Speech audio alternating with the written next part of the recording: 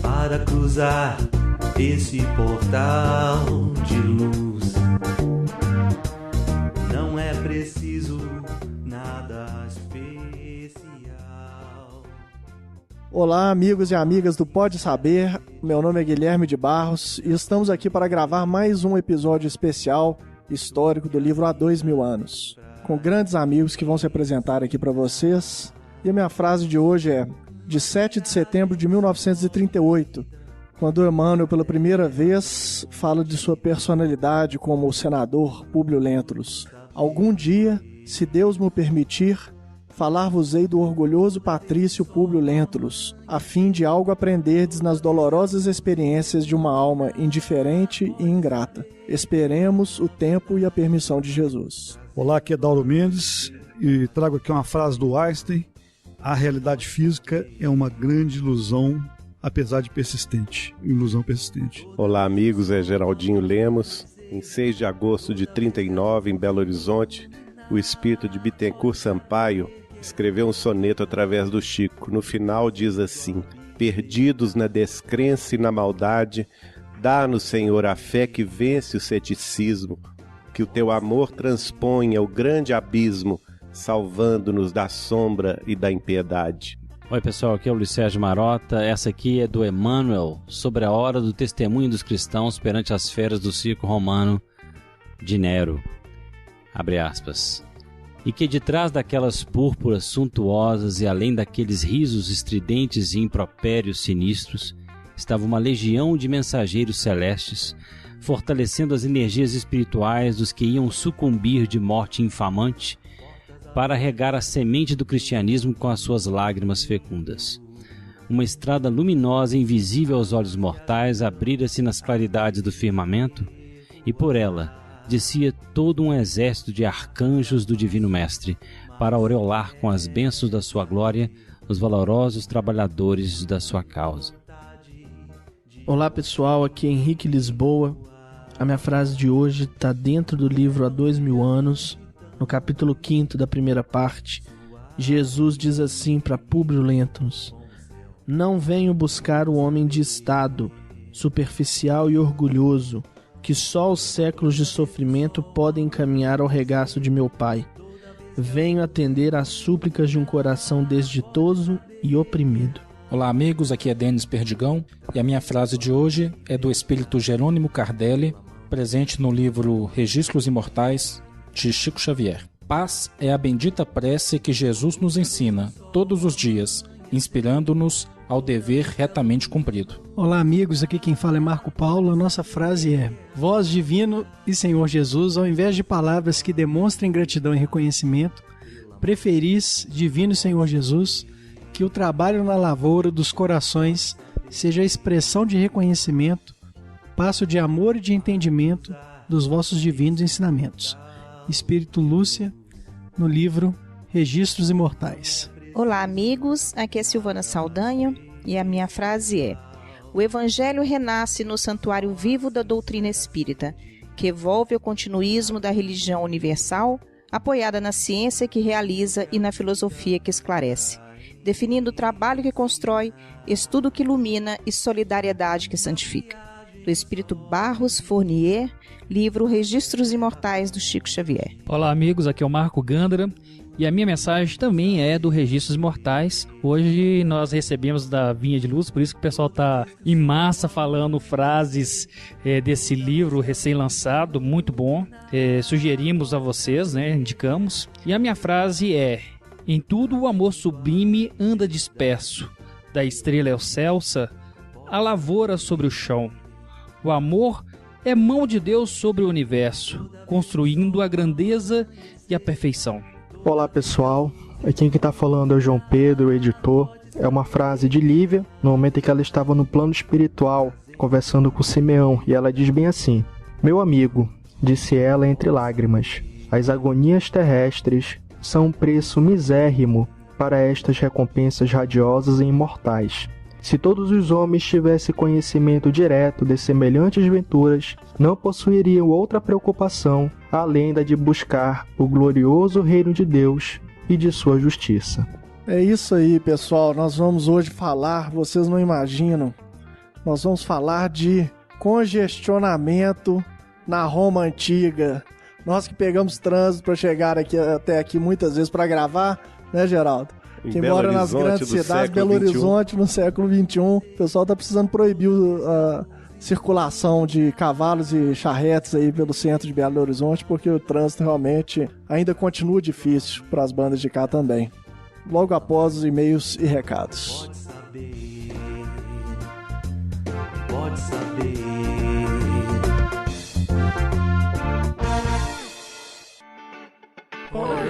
Eu tenho uma dúvida dessa lista aqui, mas eu não sei se vai ser possível. Leitura de e-mails.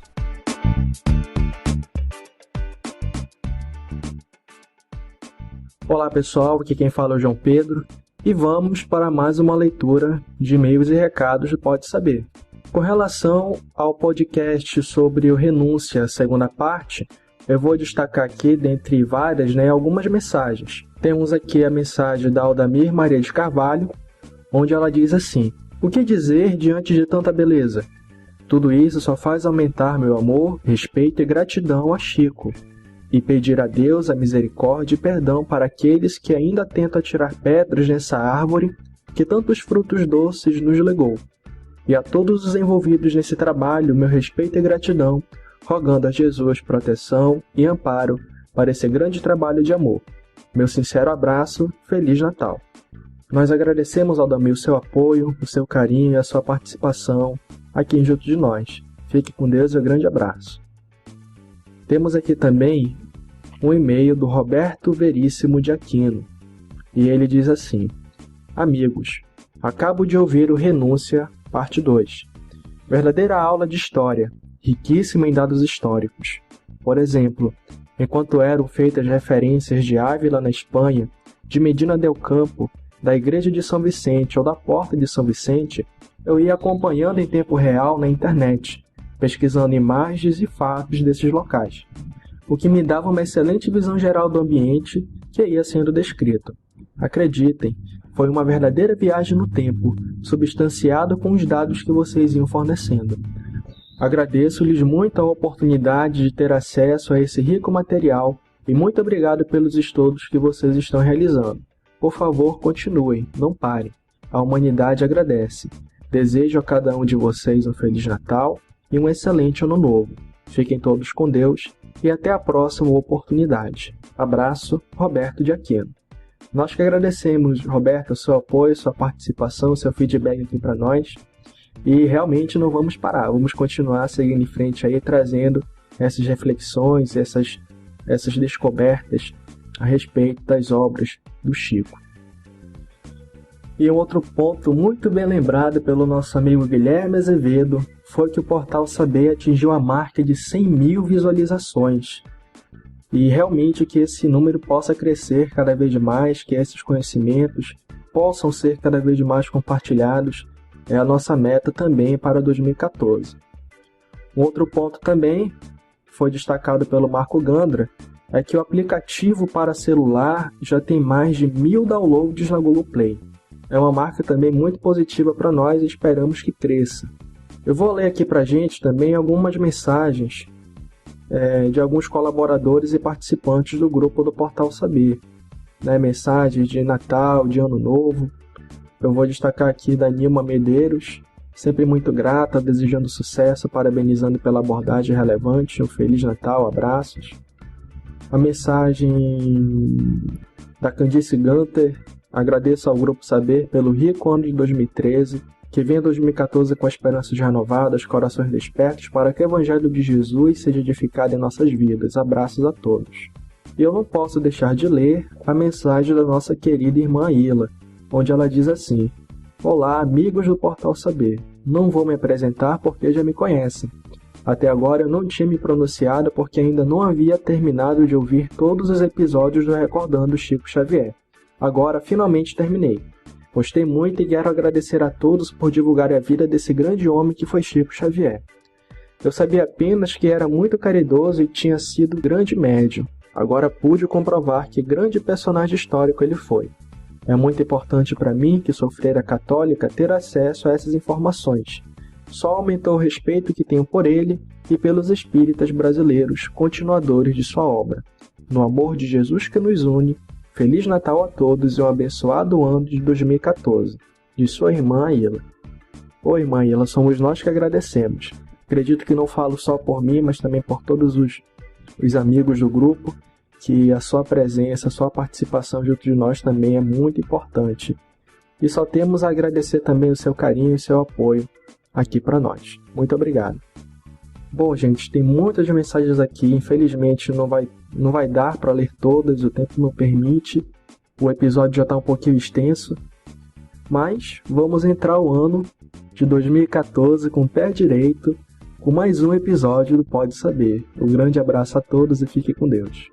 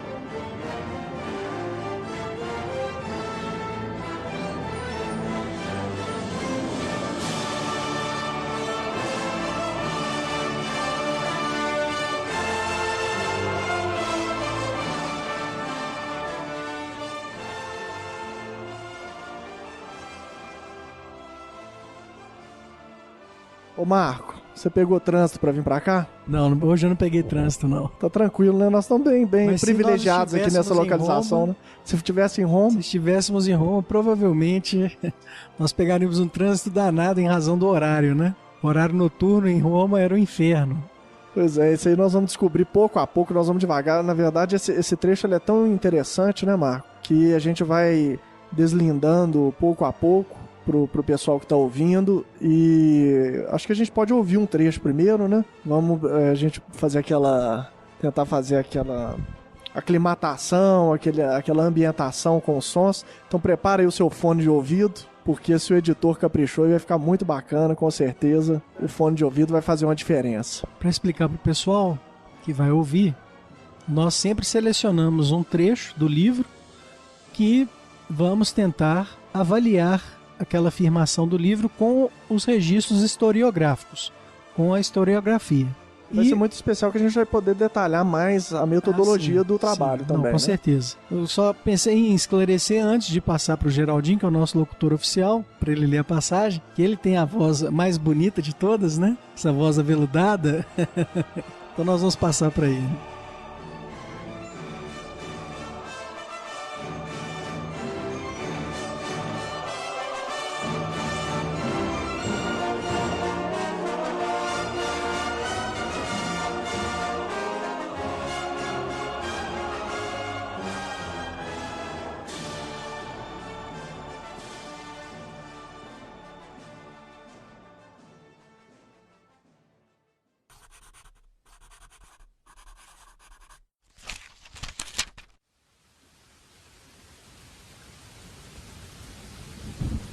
Eram 19 horas de um dia de maio de 31 da nossa era. Cessara o aguaceiro. O firmamento esplendia de constelações lavadas e límpidas. Iniciara-se já o tráfego das carroças barulhentas, com os gritos pouco amáveis dos condutores, porque na Roma imperial as horas do dia eram reservadas, de modo absoluto, ao tráfego dos palanquins patrícios e ao movimento dos pedestres.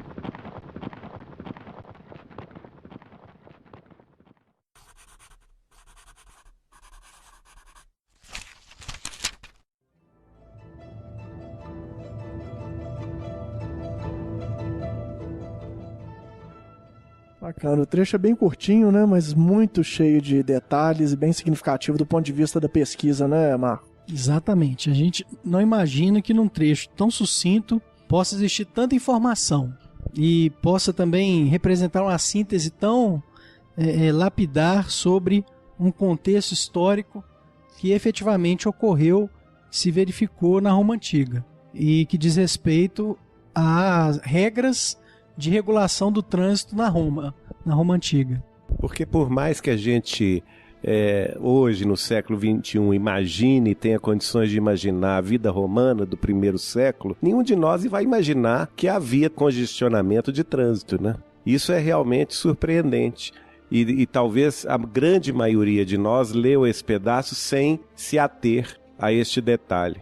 O que a gente tem percebido é que muitas vezes os detalhes desses livros do Chico passam despercebidos ou às vezes são encarados até com uma certa dúvida por parte de pessoas que não têm oportunidade de aprofundar no que está sendo trazido ali. É o que a gente está tentando fazer. Tentar mostrar os bastidores, né, toda a origem dessas informações. Realmente, como o Geraldinho colocou, é algo assim que nos surpreende. Se alguém falasse conosco que existiriam, né, ou existiu problemas de trânsito na Roma Antiga, nós iríamos, a princípio, duvidar, porque não é verossímil. Não, o que vem à nossa mente é o seguinte, você pensa, poxa, problema de trânsito deve ser algo só restrito aos tempos modernos, depois da Revolução Industrial, do problema urbanístico, né, com a fabricação em massa dos automóveis, mas nós vamos ver que isso realmente aconteceu na Roma. Deixa eu fazer uma colocação aqui dentro do que você está falando, que o Geraldinho também introduziu. Se o Chico Xavier fosse inventar uma coisa, será que ele inventaria um pastiche desse? Trânsito, engarrafamento de trânsito na Roma Antiga, será que ele, se fosse inventar, criar uma história, imaginar, será que ele começaria por, né, ele traria essa questão que deixa qualquer um de nós hoje, a não ser quem conheça profundamente história, pensando que coisa, congestionamento em Roma Antiga, tem sentido isso? Traz perplexidade para nós. Pois é, a gente vai, inclusive, um dos pontos mais interessantes é exatamente entrar nessa parte da pesquisa, porque há especialistas, por incrível que pareça, publicando livros especificamente sobre essa questão do trânsito, né, da circulação nas cidades antigas, na Roma Antiga. E são livros bem recentes. E são livros recentes. Né? Livros aí do século XX, né? Final do século XX, século XXI, que não estavam à disposição do Chico. Agora, esse ponto que o Dauro trouxe é muito importante, porque o que acontece? Quando a pessoa vai escrever um romance histórico, e aqui nós estamos falando de romance histórico na seguinte acepção, é aquele livro onde existem pesquisas feitas pelo escritor, mas que são recontextualizadas com ficção. Então a pessoa faz uma pesquisa e recontextualiza, né, de acordo com criações, né? Ele sai da narratividade, porque quando nós temos um relato histórico, prepondera a narratividade. Mas o que acontece? O romance histórico, ele está mais próximo da ficção. O relato histórico, ele está mais próximo da narratividade. Então, no romance histórico, o autor vai pegar dados históricos e vai misturar com ficção. Quando nós estamos falando de um romance histórico, e aí vem a pertinência da questão que o Dauro trouxe, esse autor, ele quer trazer um aspecto de verossimilhança. O que significa isso? Ele quer que aquele texto dele seja o mais adequado possível à realidade. Mais próximo da realidade. Da né? realidade. Então, um autor que está se prestando a escrever um romance histórico, ele não vai arriscar falar de questões que não são verossímeis, a não ser que ele tenha acesso àquele dado histórico. E aí nós vamos mostrar que, com relação a esse ponto aqui, não seria possível ter acesso a esses dados históricos. Pelo menos, nós não encontramos fontes disponíveis à época. Ou seja, um pasticho, que é esse romance, né? Esse livro que às vezes quer ficar ali na fronteira da realidade e da ficção, ele não dá lances de... Ele não procura não se arriscar demais. Exatamente. Em elementos que possam gerar alguma dúvida ou que possa refletir a não realidade ou a não verossimilhança. Generalidade. Então, o fato de ser uma informação muito diferente já chama atenção.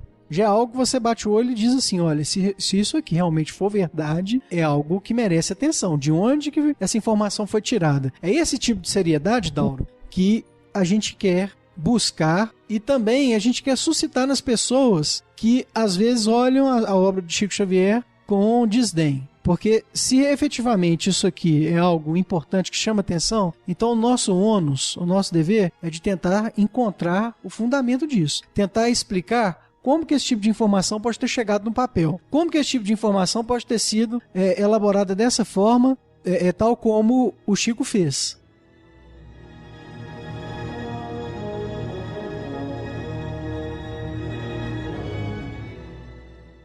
Ô Marco, pegando então o texto aí com as suas palavras, quais os pacotes de informação mais relevantes que você poderia destacar aí pra gente? Então vamos observar o seguinte, esse pequeno parágrafo ele traz um monte de informações. Em primeiro lugar, o Emmanuel vai situar essa conversa que ele está tendo com Flamínio Severus, na verdade é uma conversa do Públio Lentulus com seu amigo Flamínio Severus, ele situa isso em maio de 31 da nossa era. Então eles estão no ano de 31. E havia acabado de chover, né? Cessou a chuva e o Emmanuel informa que logo em seguida eles começaram a ouvir o tráfego das carroças barulhentas, com os gritos pouco amáveis dos condutores. Então já temos aqui muitos pontos, né? Depois ele completa na sequência, porque na Roma Imperial, então ele está se referindo à Roma Imperial, período da Roma Imperial, né? Que vem depois da República. Na Roma Imperial, as horas do dia eram reservadas de modo absoluto ao tráfego dos palanquins patrícios e ao movimento dos pedestres. Então o que ele está dizendo aqui é o seguinte, que durante o dia não era possível tráfego de animais, de carros, de carroças, né? Quando a gente fala de carros, de carroças, senão o tráfego de palanquins, que são as liteiras, né? Aquelas cadeiras carregadas, né? As liteiras dos patrícios, né? Isso. E o movimento dos pedestres. Isso aqui é muito estranho, né? Porque você imagina que até hoje é algo difícil de ser concebido.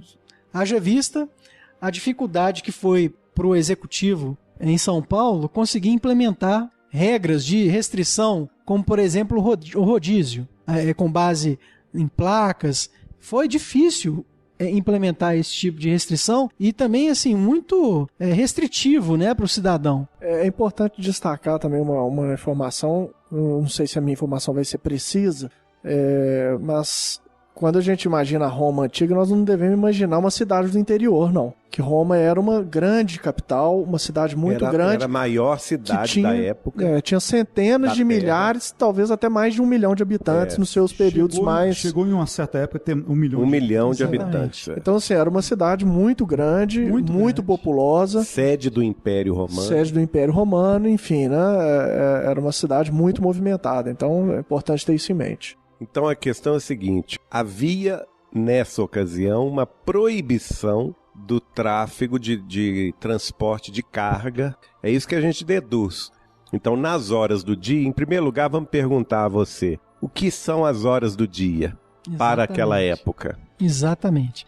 Então antes de te responder, Geraldinho, ele está mostrando aqui que era uma restrição no ano de 31, que era uma restrição nas horas do dia, que isso se estendeu pela Roma Imperial, né? Então ele mostra uma certa extensão dessas regras, não só em 31, mas ele faz uma referência à Roma Imperial. E em quais normas? Onde começou? Qual a primeira norma que apresentou essa restrição? Bom, vamos por parte, né? O Geraldinho trouxe um ponto. Nós vamos primeiro responder a pergunta do Dauro, para ficar mais organizado, porque senão eu vou fazer confusão. Bom, então a questão é a seguinte, Dauro. Se aqui o texto está dizendo que no ano de 31 vigeram essas regras, será que nós conseguimos alguma fonte, algum registro histórico que comprova a existência e a vigência dessas normas? Bom, descobrimos que em 45 a.C. existia a chamada Lex Julia Municipalis, ou Lex Julia Municipalis, que é um conjunto de normas que regulam as regras do município, vamos dizer assim. É o direito municipal da época. Mais ou menos isso, falando assim, a grosso modo. Isso começou em 45 a.C.? Essas regras, o único registro que nós temos dela são de 45 a.C. E elas estão comprovadas por um documento a chamada Tábula Heraclensis, que são 2 tábuas em bronze, onde eles encontraram esses registros referenciados ao ano de 45 a.C., e que seria a reprodução dessa Lex Iulia Municipalis. Como se fosse... alguém encontrou, então, esses registros das leis vigentes nessa época, é isso? Exatamente. Essas tábuas foram encontradas em 1732. Hoje, essas 2 tábulas, essas placas de bronze, elas estão no Museu Arqueológico Nacional de Nápoles. É interessante que no nosso bate-papo antes, o Henrique ele tinha perguntado assim, poxa, mas não tem um registro detalhado de todas essas normas e essas leis? E nós nos lembramos daquele advogado audacioso que resolveu registrar em papel todas as leis tributárias do nosso país, pegando as municipais... Somente as tributárias. Né? Municipais, estaduais e federais, e ficou um volume que ele talvez vai entrar pro Guinness de Records, nós vamos colocar a foto e a matéria aí, porque é muito interessante, porque ele está sentado em cima do livro, que tem mais ou menos 1,5 metro de altura, e mais, sei lá, talvez 2,5 por 1,5 de dimensão, fora a altura, e escrito com letra 18. Então é uma coisa impressionante, ele gastou mais de R$1 milhão aí para poder imprimir todas essas leis. Então imagina assim, essas normas, né, é um achado muito precioso encontrar alguma coisa desse tipo, né?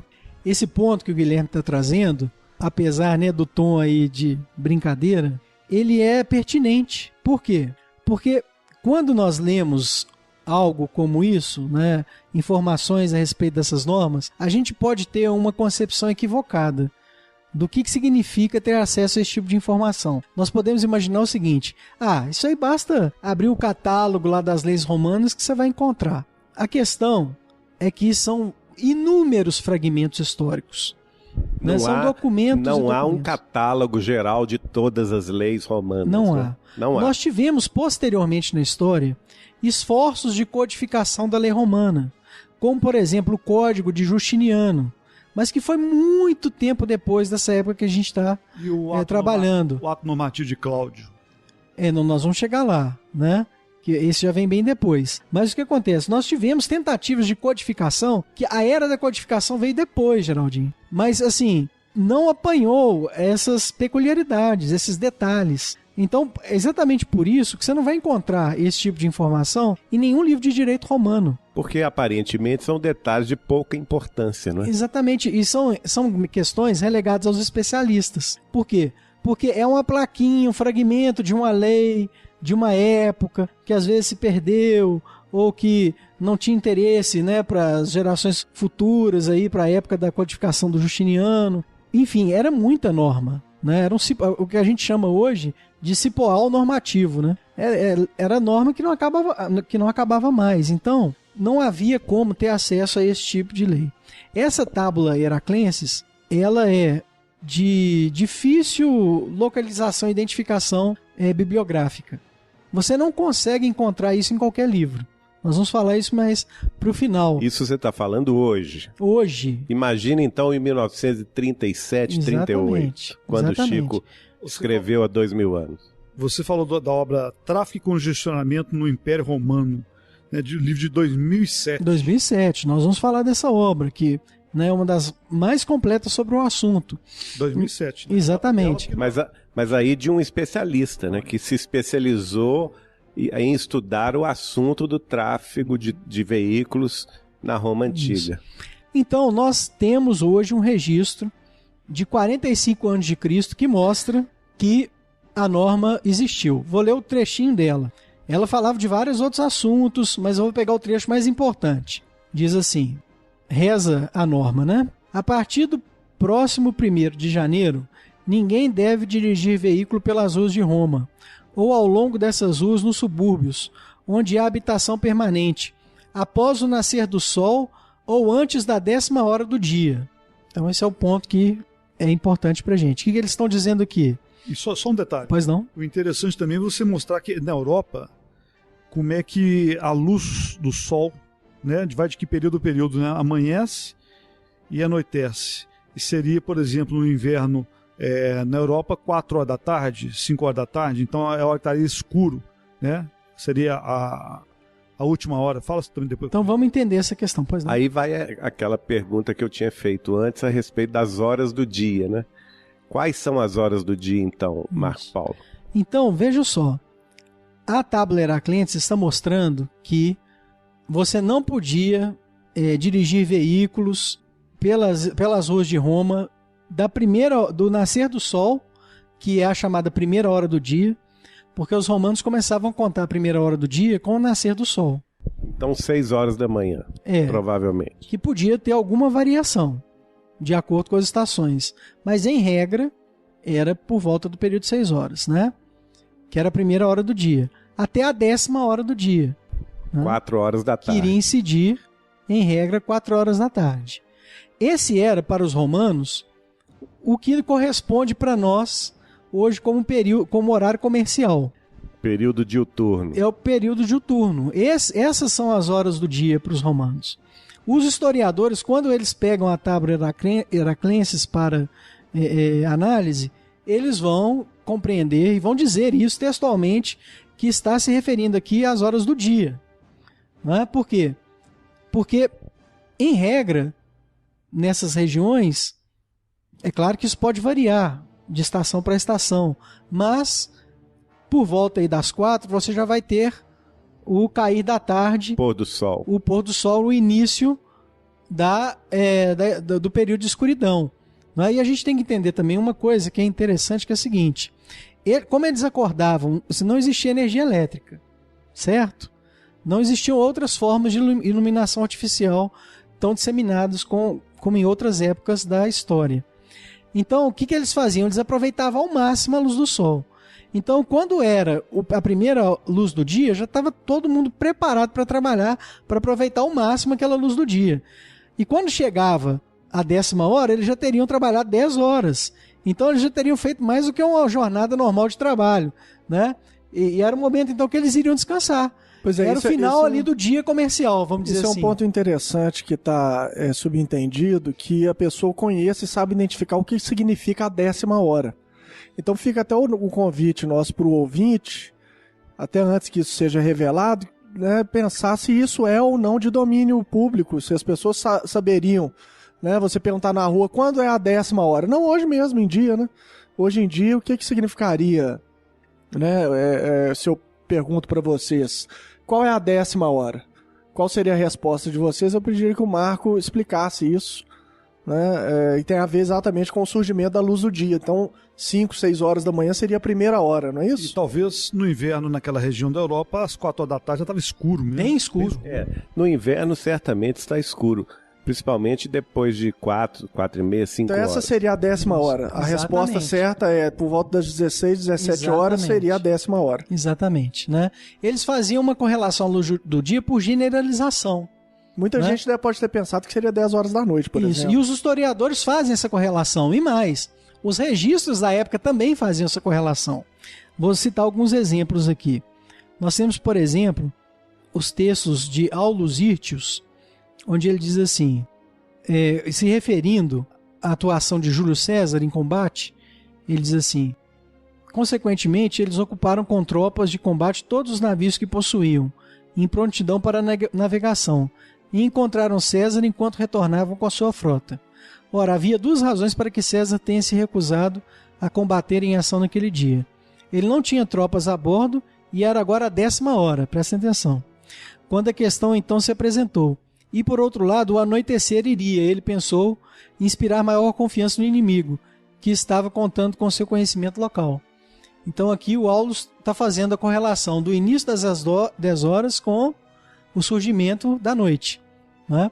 Mostrando, olha, o Júlio César entendeu que até 10 horas eles não iam mais combater a partir da 10ª hora, perdão, das 10 horas não. Não, até 10 horas, né? A partir da 10ª hora, que seria 4 horas da tarde. 10 horas. A partir da 10ª hora, o Júlio César não combateria mais, por quê? Porque é exatamente o período noturno. E que o inimigo, conhecendo melhor o terreno, teria vantagens. Exatamente. E esse é um texto da época. Então, mostrando que o próprio romano fazia essa correlação.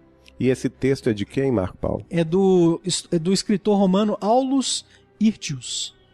E o interessante é o seguinte, você vê que isso nós estamos falando para falar de um detalhe na obra.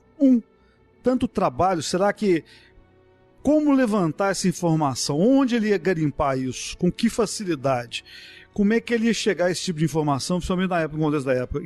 Quantas obras ele teria que ler, especializadas, entendeu? Quantos tratados, quantos especialistas tem que ele ter em volta do Chico, historiadores e tudo mais, para auxiliar ele, para inventar, se fosse o caso, essa história, para achar um detalhe, para colocar um detalhe na obra, né? Você mesmo já nos falou que vocês já acharam mais de 200 evidências, só no livro. E um detalhe que flui perfeitamente com a história. Coerente, né? Que entra no contexto, que cabe, né? Que é pertinente. Então, você vê que coisa interessante. Ele teria tempo primeiro, para levantar essa informação. Segundo, teria capacidade, né? Com a rotina que a gente conhecia, a rotina de vida dele, no sacerdócio de vida, que era um sacerdote, porque trabalhava pra caramba, servia mediunicamente, e também tinha sua dedicação à caridade, né? E de outras formas além da mediúnica. Então ele teria tempo para levantar essa informação, tá? E outra coisa, então se não foi ele, teriam pessoas em volta dele que teriam a capacidade de levantar isso para ele, né? Ter acesso a livros especializados na época para trazer isso. E outra coisa, para um detalhe, tanto esforço para um detalhe, quem quer fraudar, quem quer coisar, procura o caminho mais difícil, geralmente, poderia até argumentar, não, porque realmente ele quer dar o ar de veracidade, então ele quer colocar uma coisa difícil que faz as pessoas pensar. E aí, nesse caso, só resta atribuir isso ao acaso ou à coincidência, o que é um absurdo ainda maior, né? Ainda maior, porque esse acaso ou coincidência acabou verificando-se real, não é?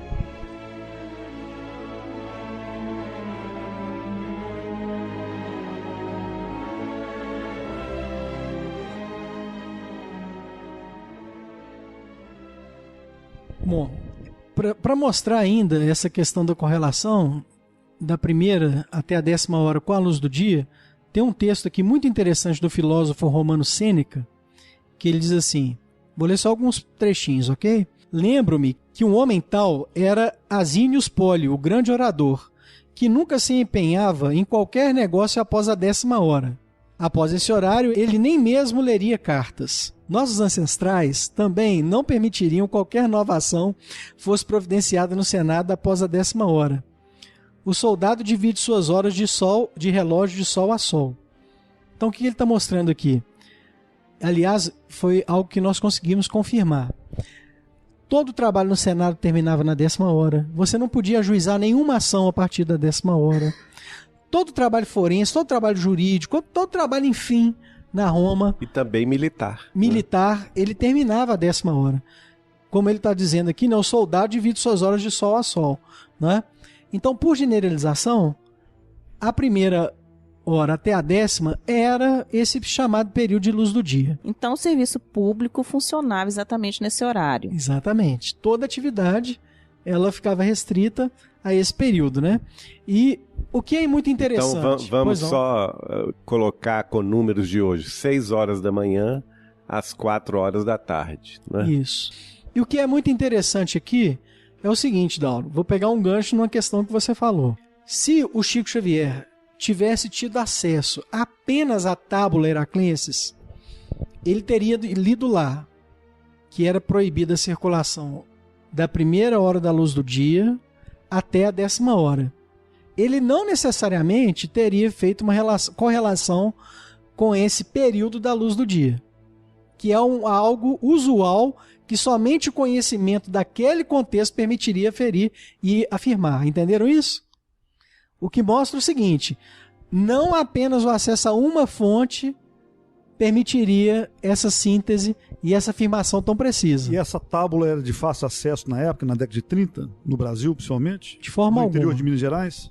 De forma alguma. Era fácil ter acesso a esse tipo de informação, esse tipo de documento? Todos os textos que nós pesquisamos a respeito da Tábula Heraclenses são bem posteriores a 1938 e 1939. Eu vou mostrar adiante que eu encontrei até alguns textos de 1970 que fazem referência à Lei Júlia Municipalis, mas que não fazem referência às leis de restrição. Ou seja, eles fazem só uma menção genérica à lei, mas não explicam o conteúdo da lei. Então, através desses livros, você não teria conhecimento dessa restrição de trânsito. Essa tábula ela veio a lume quando? Você falou a data? A tábua foi encontrada em 1732, né? Mas ela se refere ao ano 45 antes de Cristo. Peraí que eu vou confirmar para você, Guilherme, só um minutinho. Ela foi encontrada em 1732. Então, nós encontramos obras que mencionam, mas que não entram em detalhes a respeito do conteúdo. As obras que entram que minudenciam, que explicam as regras de restrição em trânsito que nós encontramos, são todas posteriores a 2000. Ou seja, são obras do século XXI. Do século XXI. Enquanto Chico Xavier publica, aliás, ele psicografa e vai publicar o Há 2000 anos no final da década de 30. Isso não quer dizer que não existia nenhum historiador, nenhuma obra especializada que poderia já ter construído essa informação. É importante o que você falou aí, você vê a dificuldade de você, na época de hoje, fazendo as suas pesquisas, usando a internet, podendo viajar, tendo mais no mundo de mais informação, onde a informação é mais fácil, você encontrou essas obras. Não que não existiam, não poderia existir na época, mas você está mostrando a dificuldade de saber, você mesmo não achou. Com as facilidades que você tem na época de hoje, você não tem conhecimento de obras especializadas que tratam sobre isso anterior a esse período, principalmente na década de 30, né? É até bom quem está ouvindo que a ideia, inclusive o Marco já ressaltou isso para nós aqui em off, mas não falou no áudio, e seria importante ressaltar isso, que a ideia é as pessoas que tiveram contribuições interessantes dos últimos episódios, é o pessoal mandar material, se porventura conhecer algum livro que cita isso, mandar pra gente, né, essa bibliografia, pra gente poder incorporar na pesquisa essas informações. O que eu queria dizer é o seguinte, é importante a gente contextualizar. Hoje, nós estamos falando de 2013, Pedro Leopoldo é uma das menores cidades da grande Belo Horizonte. O último censo identificou cerca de 55 mil habitantes hoje. Na década de 30, Pedro Leopoldo devia ter menos de 5 mil habitantes. Né? Sem biblioteca. Sem biblioteca, não havia biblioteca, porque nem mesmo em Belo Horizonte. Foi mais de 20 anos depois. A capital do estado de Minas Gerais, Belo Horizonte, veio a ter uma biblioteca pública. 20 anos depois, né? 20 anos depois, quando o prefeito foi Juscelino Kubitschek, então na década de 50, e naquela ocasião, pelos relatos dos meus familiares e das pessoas que conviveram com Chico, as duas grandes figuras intelectuais da cidade eram apenas o Dr. Cristiano Ottoni, que era médico, nenhuma ligação com essa área jurídica, nem de história, e o Dr. Rômulo Joviano, que era doutor em agronomia pela Universidade de Edimburgo, na Escócia, mas que Wanda Joviano, nós já gravamos com ela nos disse, toda a biblioteca do pai dela era biblioteca técnica, de agronomia, de pecuária, toda em inglês. E que jamais o Chico teve acesso a esta biblioteca. É importante que essas pessoas que conviveram com Chico Xavier, inclusive um historiador lá de Pedro Leopoldo, afirmou pra gente que não existia biblioteca, que o Chico não tinha uma biblioteca pessoal e não tinha acesso. E a dona Wanda Joviano também confirmou isso pra gente, que não existia biblioteca em Pedro Leopoldo. E tinha a questão também de Belo Horizonte. É possível, Dauro, que não tivesse mesmo obras que tratassem desse assunto antes da década de 1970.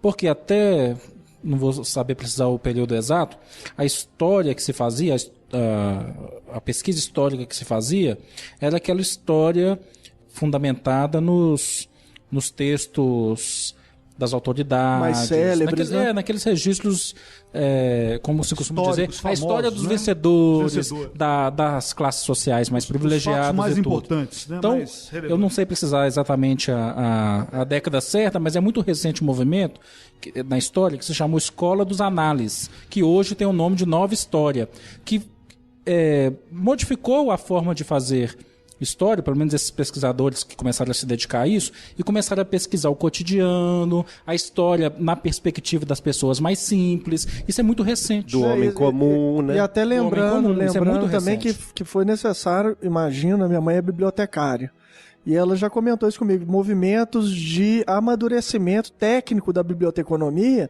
para permitir análises mais profundas desses documentos, que você imagina hoje, mesmo com a informatização, a enorme dificuldade de levantar. A gente não faz muita ideia porque a maioria de nós teve acesso a bibliotecas já informatizadas.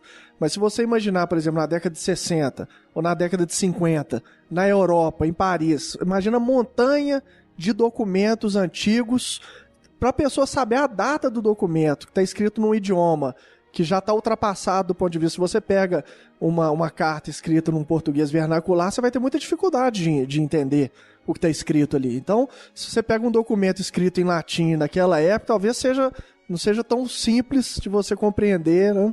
Então, juntar todos esses documentos exigiu também um amadurecimento técnico da biblioteconomia, né, da ciência de pesquisar e montar essa bibliografia. Né? Vocês levantaram um ponto que é de grande importância. Por quê?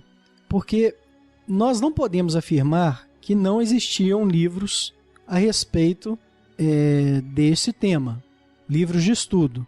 Mas nós podemos afirmar o seguinte, que através de uma pesquisa exaustiva, nós não conseguimos encontrar livros disponíveis no Brasil ou em língua portuguesa.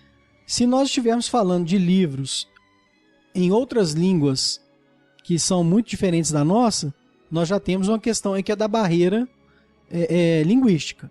Se nós encontrarmos livros publicados em outros locais, mas que não estavam acessíveis no Brasil, nós temos a barreira do acesso. Ou seja, o que nós conseguimos identificar é que as obras que se referem ao tema são todas muito recentes, as que foram publicadas no Brasil em português, ou mesmo em Portugal, na língua portuguesa, né? E não estavam disponíveis no Brasil, seja na época, seja na nossa língua. E no inglês? No inglês, nós encontramos recentemente, obras recentes. Nós não encontramos obras mais antigas que versam sobre isso. Mas a questão é a seguinte, como o Guilherme bem colocou, nós estamos aqui atuando com a maior boa-fé. Nós não estamos querendo peremptoriamente afirmar isso. A ideia é levantar o nível de dificuldade. Sim, mas só um detalhe aqui, Guilherme, que isso é muito importante, porque o nosso objetivo é de abrir a participação. Nós estamos colocando um desafio para que todos aí possam nos ajudar. Realmente existia um livro tal com essa informação?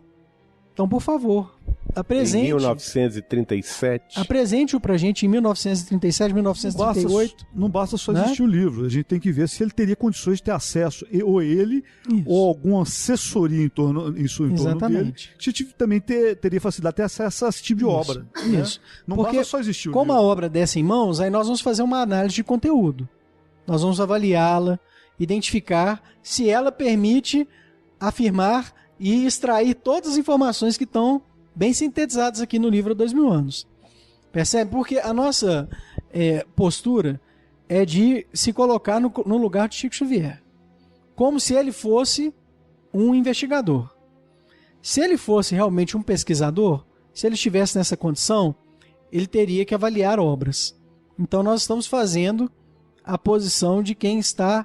Nós estamos, pelo menos, tentando reproduzir a posição de quem está escrevendo um romance histórico. Se ele estivesse escrevendo um romance histórico, ele precisaria de ter acesso a essas fontes. Seria possível? Né? Dentro desse ponto específico, nós concluímos que não, por uma série de fatores, que nós vamos tentar mostrar também. E os relatos biográficos dele, de pessoas que conviveram com ele nessa época, dizem, pelo contrário, quer dizer, ele não tinha realmente nem tempo e nem acesso a livros de estudo dessa natureza. Isso é muito interessante, que é justamente isso, que ele vivia cercado de gente observando e acompanhando tudo. Então essa avaliação é importante para ver o seguinte, ele como uma pessoa que estaria criando uma história, né, e teria que fazer uma pesquisa, um levantamento histórico, uma pesquisa histórica, ou ele uma assessoria, teria condição, seria fácil de fazer esse processo? É isso que nós estamos fazendo a avaliação, para depois avançar na questão da mediunidade. A questão da assessoria, Daura, agora que a gente já está num momento mais avançado da conversa, é só uma transferência do problema. Por quê que é só uma transferência do problema? Porque se nós aventarmos essa hipótese, existir uma assessoria técnica... O professor que seja, vamos imaginar que vamos imaginar que seja uma equipe de 1, 2 ou 3. E para ganhar o quê? Não vai... Sim, pra mas calma, vamos fechar o raciocínio, né? Vamos imaginar que seja uma equipe de 1, 2 ou 3. Esses, né, sejam vários, essas pessoas, elas teriam que ter acesso a essas obras. Então, ou seja, a dificuldade dela seria a mesma. Seria a mesma, vocês estão entendendo? A questão é só transferir o problema de lugar. Porque como a informação ela é trazida através dos estudos técnicos, das obras sérias de pesquisa, das fontes históricas, não é? Nós vamos ter que colocar essas pessoas nessa condição também. Essas pessoas teriam a mesma dificuldade de tratar desse tema na época. Tanto é assim que se nós pegarmos as obras de direito romano, as obras de direito municipal, as obras mais técnicas de história que nós pesquisamos a respeito desse tema, nós não vamos encontrar a abordagem da questão da regulação de trânsito com as restrições apresentadas, ou seja, a demonstrar que nem mesmo os estudiosos da época também estavam Mas é uma coisa interessante que você falou em relação a isso, que é a dispersão desses textos ao longo de volumes. Muitas vezes são obras que são muito volumosas, uma coleção de textos muito extensa sobre os mais diversos assuntos e com uma pobreza de índice grande, ou seja, não é de fácil localização. Por exemplo, você pega uma determinada obra, ela tem 15 volumes. E aí não tem um índice que você vai pesquisar que fala no índice, na página, no volume tal, na página tal, está falando sobre o tráfego nas cidades romanas. Não tem essa... E essa é a questão da topologia. Nós vamos abordar ela daqui a pouquinho. Mas antes de falar isso, eu só gostaria de complementar. Porque é o seguinte, quando a gente fala em assessoria, mais pessoas, você amplia a capacidade de acessar informação, de buscar informação. São mais gente buscando e às vezes gente mais capacitada e com mais tempo. O tempo que o Chico não tinha. Né? Então a assessoria poderia ter. Mas a questão dessa assessoria, você entra no outro problema. Fariam isso para ganhar o quê? Qual a vantagem? Daí tem um outro ponto também. Que vantagem? E segundo ponto. Esse segredo, caso eles tivessem participado de montar essa farsa, vamos supor 3, 4, 5, 10, 20 assessores, será que todos os 20 ficariam 60, 50, 40 anos calados, sem contar que montaram a farsa para o Chico Xavier? É outro detalhe. E tem uma outra dificuldade também, então seria um terceiro ponto, e na verdade tem mais dois, então seriam 4 pontos. O terceiro seria o seguinte: quando a pessoa tem uma equipe ou amigos que ajudam com informações, a síntese da história se torna muito mais difícil. Porque se sou eu que estou pesquisando, à medida que eu pesquiso, eu vou pensando na história. E vou construindo na minha mente a história. Quando outras pessoas estão trazendo detalhes, aquele detalhe chega novo na minha mão e eu tenho que encaixar ele na história que eu estou bolando na minha mente. O que cria uma dificuldade para quem está criando a história de dar a ela uma unidade. E um outro ponto também que naturalmente, para todos aqueles que conheceram, porque eu imagino esse podcast sendo ouvido daqui a talvez 80 anos ou 100 anos, talvez num outro país, a pessoa não tem noção do que seria Pedro Leopoldo, por isso a recomendação de ouvir os outros podcasts sobre o livro há 2000 anos, o que era a Pedro Leopoldo e o que era o Chico Xavier, que era uma pessoa extremamente simples. Não, e o que era o próprio Brasil. Um curso, nós estamos falando do Brasil rural, gente. Exatamente. Muito o Brasil ainda é um país com um grande ranço rural. A gente ainda tem dificuldade de ter acesso a esses livros de hoje, porque são livros que você só consegue ter acesso encomendando pela Amazon. Porque se você for numa livraria, das melhores livrarias daqui da capital hoje, você não vai conseguir comprar esses livros. E foi uma pessoa muito vigiada, sempre muita gente em cima dele. Então ele teria grande dificuldade de agora, camutear qualquer coisa. Um detalhezinho que foi colocado, né? Vocês aventaram uma questão que realmente é relevante, né? Poderíamos ter ali uma equipe com pessoas, às vezes, né, com conhecimento internacional, com tempo, capacidade para viajar. Capacidade, a pessoa, né, aí, formada em outros países e com essa disponibilidade. Tudo bem, isso realmente poderia ter acontecido, é uma hipótese, né? Só que, onde estavam essas pessoas? Quem são elas? Né? Para ganhar o quê? Não, sim, né?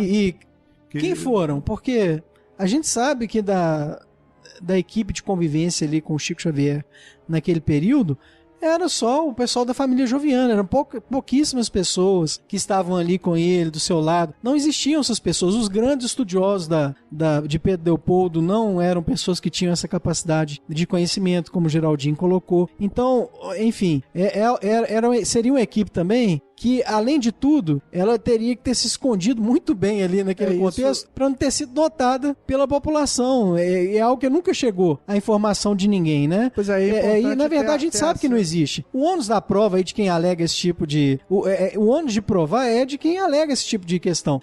Ou seja, quem aventa essa hipótese vai ter que então tentar demonstrar quais foram as pessoas, como elas atuaram, não é?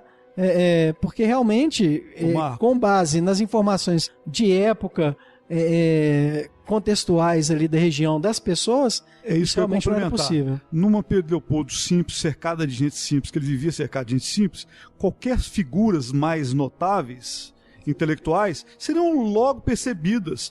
Entendeu? E as pessoas em volta começaram a comentar, entendeu? Dariam notícia dessas pessoas. É por isso que eu fiz menção às duas pessoas que nós sabemos que tinham curso superior na época. O Dr. Cristiano Ottoni, que era médico da cidade, e o Dr. Rômulo Joviano, que era o chefe da principal empresa pública instalada no município de Pedro Leopoldo. Já, por exemplo, meu tio-avô, Zeca Machado, que dirigia a principal empresa privada da cidade, que era a fábrica de tecidos, ele não tinha formação superior. Geraldo, a verdade absoluta é que, tendo em vista as pesquisas já bem fundamentadas em relação à vida do Chico, e todos os relatos de pessoas, sim, conhecidas, estabelecidas na cidade, conviveram com ele, a hipótese de uma equipe ajudando ele é completamente absurda, remota. Nós sabemos, né? É muito remota. É uma hipótese possível, mas é inverossímil. E é inverossímil. Ela absolutamente não se sustenta, tendo em vista toda uma outra série de pesquisas e de conhecimentos pré-estabelecidos em relação a essa personalidade que foi Chico Xavier, né? Esse tipo de avaliação pode parecer pueril, mas é o tipo de abordagem que não se faz, né? Onde às vezes se prefere uma crítica superficial, frágil, não é? Simplória, ao invés de, então, se aproximar da questão e falar assim, então tá, vamos explicar isso aqui. Vamos descer aos detalhes. Isso, vamos tentar explicar como que é possível a formação de um livro como esse, né?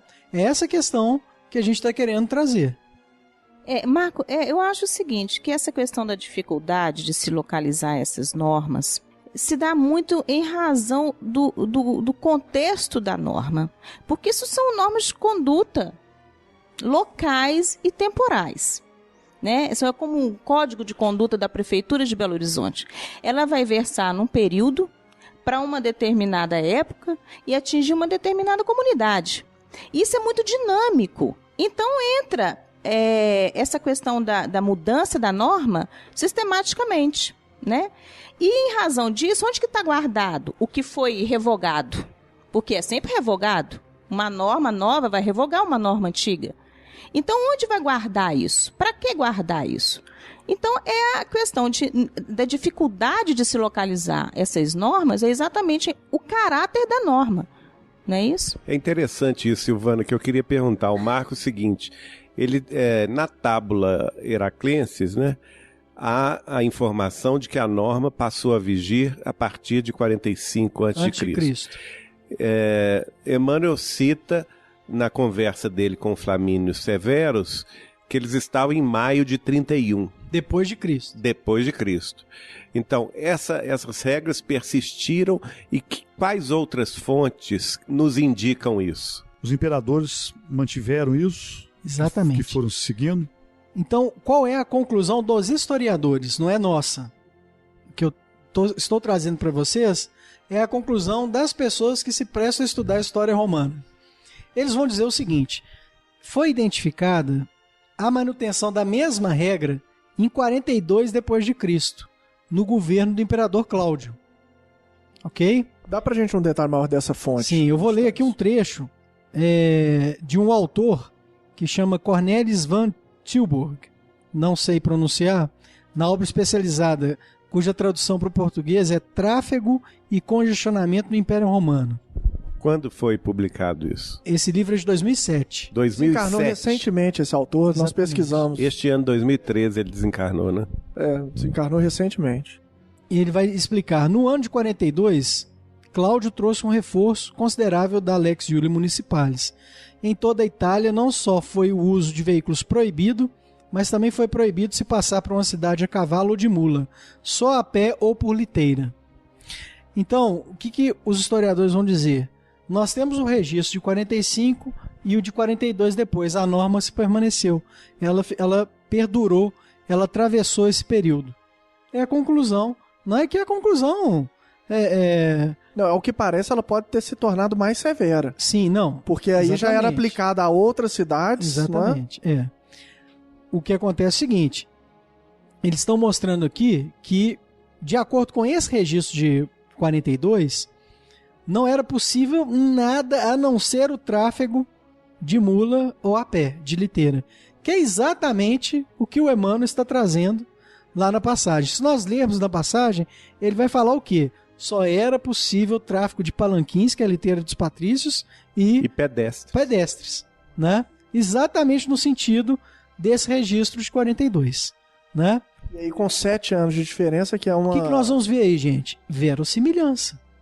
Nós temos uma total verossimilhança do que está sendo trazido pelo livro há 2000 anos com registros históricos. Agora, outro detalhe importante, como que isso é interessante. Para chegar a essa conclusão tão sintética como está lá na obra há 2000 anos, seria necessário conhecer não só a Tábula Heraclense, mas também os outros registros posteriores, para que fosse possível definir esse desenho normativo tão preciso como foi apresentado. Percebem? Logo, não bastaria só abrir um livro a esmo que tivesse aquela norma específica, não. Seria necessário um livro especializado no assunto, que fizesse a contraposição entre essas diversas fontes. Maravilha. Agora, é a questão, né, gente? A gente está diante de um fato, de um fenômeno mediúnico autêntico, né? Nós estamos aqui caminhando nessa obviedade da conclusão. A autenticidade mediúnica do médium Francisco Cândido Xavier e a identificação de um personagem que viveu a história e por isso mesmo ele sabia desses detalhes. E por isso mesmo é narrado de maneira tão natural. Na porque história. Ele viveu a história. Ele sabia na sua memória profunda quais eram as regras que foram vigentes naquela sociedade romana da época do Cristo. Ô Geraldo, e essa observação sua ela é importante agora para a gente colocar qual que é o objetivo desses trabalhos históricos no fundo. Além da curiosidade de você ter como uma referência histórica razoável, vindo através de um fenômeno tão surpreendente como a mediunidade, né, uma mediunidade tão exata, e como o Luiz Sérgio já falou várias vezes, a mediunidade nem é para ser tão exata assim, né? E a gente tem então acesso a um registro histórico importante, mas o principal é que, uma vez estabelecida a identidade real deste personagem, não, de fato é alguém que viveu, está narrando uma vida pretérita e uma experiência de vida nesse tempo. Qual é a relevância, uma vez estabelecido que esse personagem é real? Colocar verdade sobre o que ele fala do ponto de vista moral. Então, se é um personagem real que está narrando as suas desventuras como um senador romano, e ele chegou a conclusões de vida, e ele dá um depoimento pessoal daquilo que ele julga que é importante. E esse julgamento e esse aconselhamento espiritual é o que no fundo nos interessa. Então, uma vez definida que é uma personagem real, é como se nós estivéssemos ouvindo alguém com mais experiência do que nós. Agora, Então, mas para levando em chegar consideração os aspectos morais do para livro. chegar à conclusão da realidade desse personagem, eu acho que ele nos deixou essas pistas da naturalidade da vivência romana à época, mostrando justamente que ele tinha perfeito conhecimento sobre as regras sobre as quais a sociedade romana se baseava. Quanto à identidade do senador, não é, Paulo? Nós vimos o nível de dificuldade. E é porque as pessoas acham que a história de Roma é uma coisa assim, né? Fácil, que está tudo já registrado. E só para ter ideia, o próprio Marco Paulo nos indicou o Ronald Syme, de Oxford, um dos maiores historiadores de Roma do século passado, falecido em 1989, considerado um dos grandes mesmo historiadores da história de Roma. E ele um texto enorme. Esse texto estava na internet, esse texto, Marco Paulo, foi você que me... Esse texto eu encontrei ele na Biblioteca Pública de Nova York. A minha cunhada trouxe ele para mim. Aí, posteriormente, com frases do texto, eu consegui localizar uma versão dele na internet. Um fragmentozinho dele, bem solto, né? Mas eu só consegui através do título. Aí eu tive acesso ao conteúdo depois que eu fui para a internet. É que numa tradução livre, em um dos parágrafos, a gente pegou mais ou menos aqui, olha, ele dizendo, abre aspas, o estudo de pessoas traz consigo muitos perigos até quando esse estudo opera por seleção. Uma tentativa de se estabelecer qualquer tipo de catálogo completo incorre em um risco adicional de omissões. Em relação ao Império Romano, o material é vasto, aliás, e proibitivo. Um editor dificilmente escapará de omitir alguns nomes e fatos, mesmo dentro de categorias restritas, independentemente de sua sagacidade e eficiência. Mais à frente, porque é um texto enorme, né, gente? Pegamos alguns fragmentos. Em termos de lista, quem admitir e quem excluir? Não deve ter sido fácil estabelecer esse limite para um autor que fez uma lista lá. Já para os senadores foi claramente exigido um atestado inequívoco de status. Por que isso? Porque todo mundo era senador, parecia, né? Toda hora que você olha, você é meu senador, entendeu? Tá bom. Ó, vizinho, você é senador também, gostei de você, você torce pro mesmo time meu de gladiadores. É como o coronel, né? É aquela coisa, isso não era uma coisa que a gente pensa assim que é tão facilmente relatável. Então, de fato, a gente ainda não ter localizado não é uma questão assim tão difícil de se entender, né? Eu acho. Esse é um documento de um grande historiador dizendo que é muito difícil você encontrar uma lista completa de senadores do Império Romano, né? Para resumir isso. Fazer um comentário, Luiz, com relação a esse texto. Eu brinquei aqui, né? Como se fosse com relação ao coronel. É claro que você tinha o cursus honorum, você tinha toda a questão para o estabelecimento do senador, né? Mas realmente a identificação histórica e esse uso, né, dos títulos, né? O cônsul, exatamente, né? O uso desses títulos no dia a dia acabaram também misturando muitas informações. É essa a questão, né? Então hoje, para você peneirar isso, os autores eles tendem a ser mais rigorosos na certificação se aquela pessoa for um senador ou não. Por isso que ele falou que foi exigido um atestado inequívoco de status para uma lista de senadores. Exatamente. Tem que ser absolutamente isso. Porque não é qualquer um que você pode dizer que, né, agora, era senador de fato. Né? Queria comentar um pouquinho esse texto, por quê? Porque o que ele vai dizer logo na introdução? Ele vai falar, olha, é impossível você ter um catálogo exaustivo. Todo texto que você produzir a respeito dos senadores, ele vai estar sempre sujeito a omissões. Logo à frente... Senadores romanos, né? De senadores romanos. Logo à frente ele vai falar o seguinte, em qualquer época você vai conseguir no máximo 2/3. Ele fala isso no texto. 2/3 de identificação de senadores em qualquer época, né?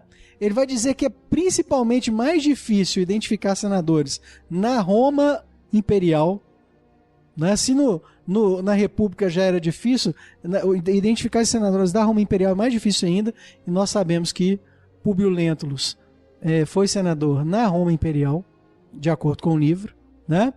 E o que ele vai fazer nesse texto? Ele vai falar o seguinte, ele vai comentar um trabalho de um outro colega historiador que ele fala assim, olha, é um repertório bacana, a gente precisava de um repertório, que não é exaustivo, ele mesmo vai deixar claro. Aí ele vai comentar esse repertório desse colega, mas ele fala, olha, mas eu vou aqui propor o nome de 45 senadores que eu acho que ele omitiu. Né? Aí ele vai e tenta explicar lá 45 senadores que não estariam nesse repertório, que na época que o Ronald Syme escreveu, seria um repertório mais completo que a humanidade já teria conseguido produzir a respeito dos senadores existentes na época. Isso aqui, gente, que nós estamos conversando, pode parecer bobagem, mas por que é importante destacar? Porque tem muita gente que diz assim, Públio Lentulus não existiu porque não existe registro histórico. Ora, a questão não é simples assim. Né? Ainda tem um ponto também que vem da própria narrativa do livro, isso já foi comentado por você, de que ele transfere os registros de familiares dele, transporta junto com ele para o seu novo ambiente de trabalho. Você sabe o que o Ronald Syme fala nesse texto aqui? Ele fala cada conjunto de cartas familiares que nós identificamos é uma colheita de informações. Né? Ele usa até a palavra colheita em inglês, ele fala, a gente faz uma verdadeira colheita para tentar identificar o que havia realmente de realidade, de registro de senadores nas cartas familiares. Né? E esses documentos estão sendo descobertos ao longo dos tempos. Então não existe um catálogo exaustivo. É claro que... Só retomando um pouco o que o Guilherme falou ali, esse relato do final do livro, em que o Públio Lentulus leva os seus arquivos pessoais para a sua vila de Pompeia, isso é muito relevante, porque nós sabemos que o final do livro é justamente a erupção do Vesúvio. Mas é exatamente por isso que eu estava falando da questão das cartas. Exatamente, essas cartas se perderam porque esses registros familiares se perderam. Não bastasse tudo, o livro ainda traz uma explicação extremamente verossímil. Porque o que ele vai dizer? Ele vai falar que quando ele mudou-se de Roma para Pompeia, ele trouxe todo o arquivo do extinto, que é, na verdade, o arquivo familiar, com os bustos de cera, com as sentenças do avô dele, o Sura, com as cartas, os documentos da família, tudo isso ele trouxe. E, provavelmente, foi integralmente consumido na erupção do Vesúvio, ou até, quem sabe um dia, ainda esteja lá, vai ser encontrado nas vilas soterradas de Pompeia, para as quais os arqueólogos não dão importância. Não sei se você sabe, né? A gente já deve ter comentado sobre isso, mas os arqueólogos hoje, eles escavam, descobrem que é uma vila, eles soterram de novo. Eles não têm interesse. Né? Um autor americano até ironiza, ele fala que Pompeia foi vítima de 2 desastres. O primeiro foi o Vesúvio, o segundo foi o abandono dos arqueólogos. Porque parece que não tem viabilidade econômica para aquelas questões. Então nós temos ali um sem número de vilas ainda soterradas. Então nós devemos aguardar o tempo quando... Que a informação a ser se você está coletada, ouvindo né? este episódio na Itália, depois do ano 2050, 2060, você tem um desafio como espírita, né? Talvez, quem sabe, procurar aí a Vila Lentulus. Nós tivemos o relato do meu sogro e minha sogra que foram à Itália, foram até Pompeia para pesquisar e viram lá exatamente essa região soterrada onde residiam os patrícios mais ilustres, porque justamente a vila tem esse significado, né? O significado de moradia de personalidades mais ilustres dentro da hierarquia da sociedade romana. E justamente essa parte está ainda, em grande parte, soterrada e com acesso limitado do público. A gente pode fazer um exercício também, né, aplicando essa questão à nossa própria vida e fazer a árvore genealógica da nossa família. Eu acho que eu não chego ao meu tataravô, aos meus tataravós. Eu acho que eu não consigo chegar. E nós estamos falando de 100, 200 anos, né? Fazer uma pesquisa familiar voltando 100, 200 anos. Se bem que hoje você tem os Mormons que podem te ajudar.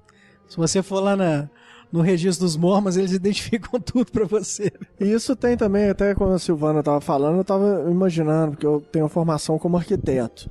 E o trabalho com a norma de construção, por exemplo, é algo extremamente estressante, mesmo para uma pessoa da área, que tem que construir alguma coisa ou projetar alguma coisa para ser construída aqui na cidade de Belo Horizonte. Então o código de posturas é árduo para você pesquisar, entender, e ele muda constantemente, como você falou.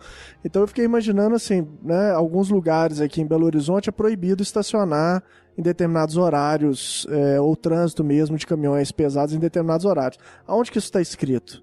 Está na BH Trans? Em qual departamento? Em qual livro? Então eu garanto que a pessoa vai perder um bom tempo para encontrar exatamente aonde que está essa norma, né, quando que ela foi publicada, se ela ainda está vigente ou não. Ela vai gastar um bom tempo para poder descobrir isso. Experimentem fazer uma pesquisa atual, né? lá na Câmara Legislativa de Belo Horizonte. Vocês vão ver a dificuldade que é. É exatamente difícil. E não havia um código único em Roma, né? Não havia um código único. Não havia isso. Né? Você tinha várias fontes plurimas de produção do direito em Roma.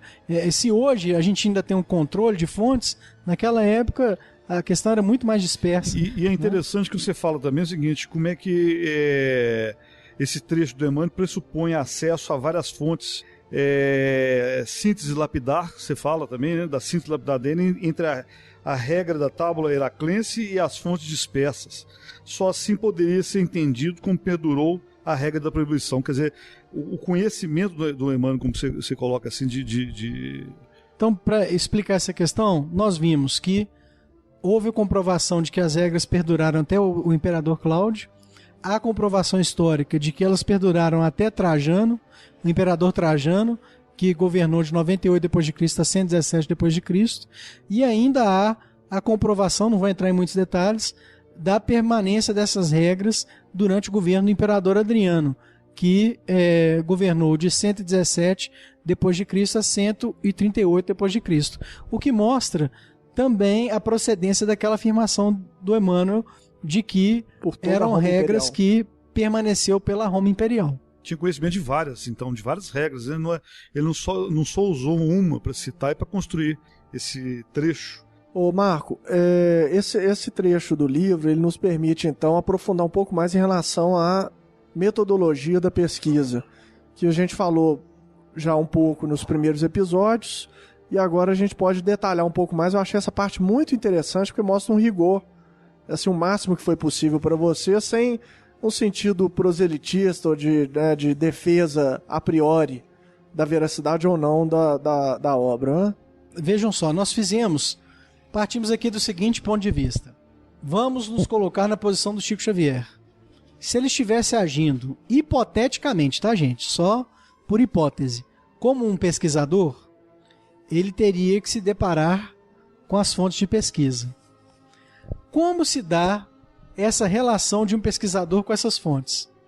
Era isso que a gente estava querendo trazer a lume, né, ou tentar esclarecer isso de uma maneira mais ampla possível, para que as pessoas percebam a dificuldade dessa tarefa. Porque hoje, o que nós estamos fazendo? Nós estamos tentando fazer essa postura de quem está diante da informação para pesquisar.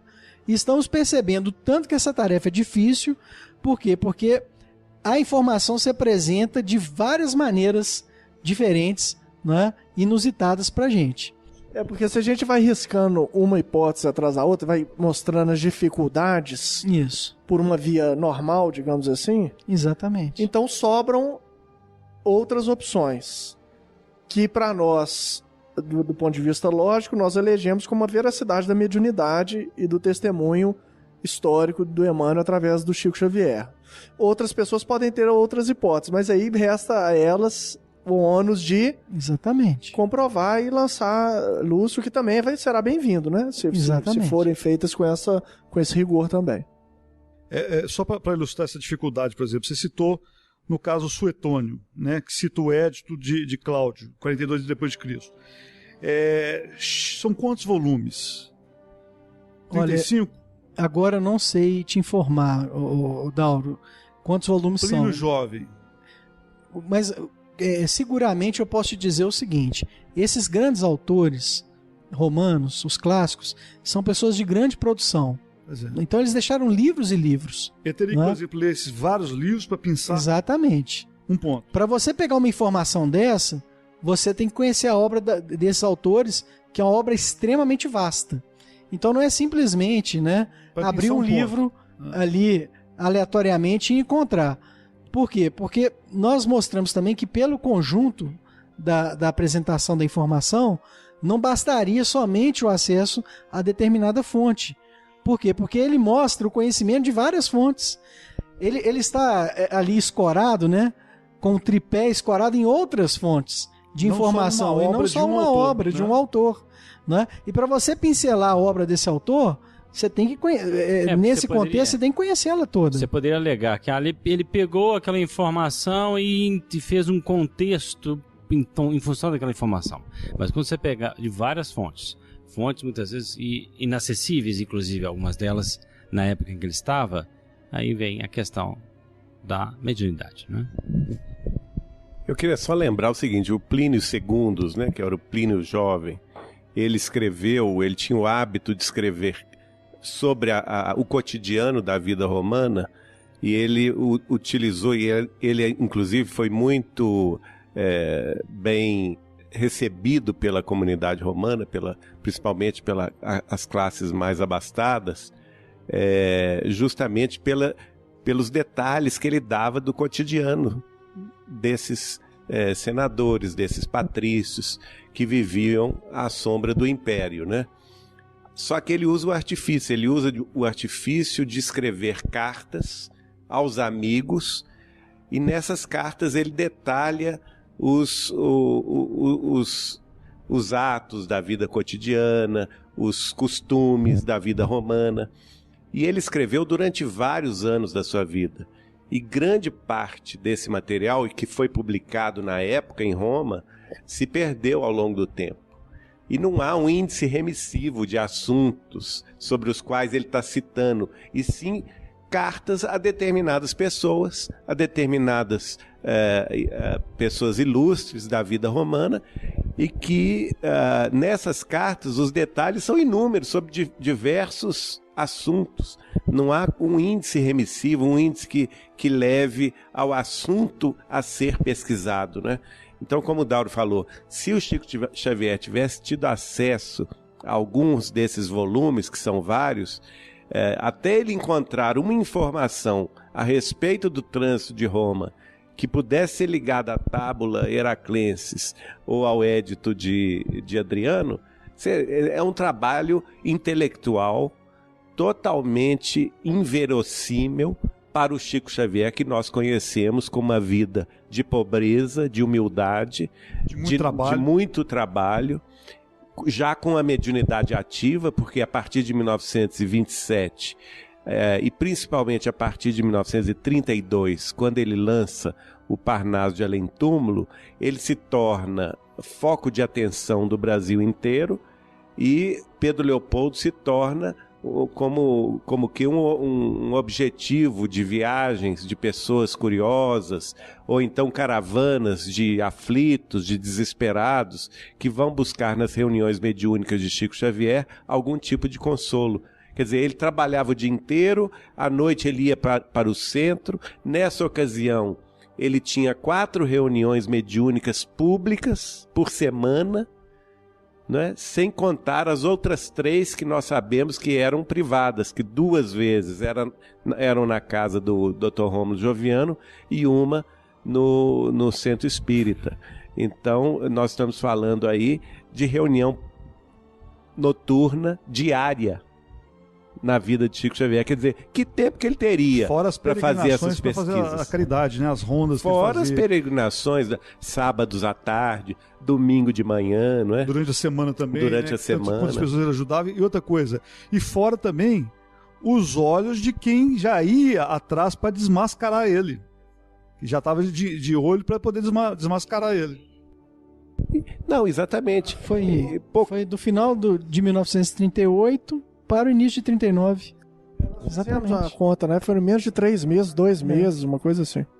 Exatamente. E aí vem a questão que o Geraldinho trouxe, porque se ele estivesse nessa postura, como faz um escritor de um romance histórico, ele teria tomado aí, no mínimo, alguns anos, como nós estamos aí, desde 2005, tentando identificar a origem dessas informações. Com os recursos de hoje. E com a internet, porque a internet permite exatamente o contrário daquilo que o Geraldinho falou. A internet hoje te permite encontrar uma agulha no palheiro. Você vai e faz busca por palavra-chave. Você faz busca combinada, né? Por vários recursos. Você joga o nome do autor e manda um e-mail para ele. Você tem 1000 recursos. Exatamente, né? Como nós temos feito. Nós temos trocado ideias aí com historiadores de vários locais do mundo, de vários países, né? Que nos dão fontes. Eles nos orientam. Porque quando você faz um trabalho de pesquisa, você precisa de um orientador. Geralmente, quando você está na faculdade, você vai fazer lá a monografia de final de curso, ou você está defendendo a tese de mestrado, você tem um orientador. Qual que é uma das maiores funções do orientador? É te dar referência bibliográfica, né? Então, quando nós estamos diante de um tema desse, a gente não sabe nem por onde começar. Você imagina, você pega um texto desse e fala assim, nossa, regulação do trânsito em Roma, por onde que eu vou começar? Né? Então, a grande solução aqui é você buscar os scholars, que são os caras que são experts em determinadas áreas, e você pede referência. Aí eles vão falar, olha, dá uma lidinha nesse livro aqui, né? Tenta procurar no livro tal, existe um registro. Aí você vai puxando o fio da meada para tentar descobrir de onde que vem. Eu lembro, né, Marco Paulo, que quando começamos junto com o Marco Paulo essa pesquisa no início, que atualmente ele está mais sozinho na pesquisa, eu lembro que a nossa preocupação era exatamente porque a internet era mais democrática. Então a gente conseguia achar textos mais, né, fragmentados lá na internet. E a gente saía caçando o expertise, os autores do texto, né? E depois o expertise dos autores.